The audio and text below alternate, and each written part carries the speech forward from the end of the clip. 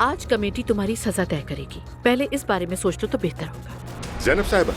उमर साहब, उस औरत में मसला है, इसीलिए शायद उसका शौहर भी नहीं है। तुम उस औरत से बात करो ना, उसे समझाओ कि कोई खतरा नहीं है। दुआ को लेकर आप बिल्कुल भी परेशान ना हो, क्योंकि वैसा कुछ भी नहीं जैसा आप समझ रही हैं। हम बुरे लोग नहीं हैं ज़ैनब साहिबा। तुमने तो हमें बताया नहीं कि हम रिश्तेदार हो गए। मैं तुम्हारी रिश्तेदार नहीं हूँ, ओके? आप किससे मिलने आई हैं? क्या नाम बताऊं मैं? बताना, प्रिंसेस मार्गेज आई है।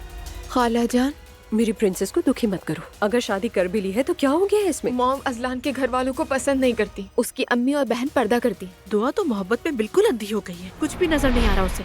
कल को पाबंदियां लगनी शुरू हो जाएंगी। छोड़ दो पढ़ाई, घर से बाहर ना निकलो। अजलान, तुम शादी कहाँ करोगे, डिसाइड किया है? उसका बस चले तो वो चंद लोगों में ही शादी कर ले। इसीलिए तो दुआ के बस में नहीं छोड़ा।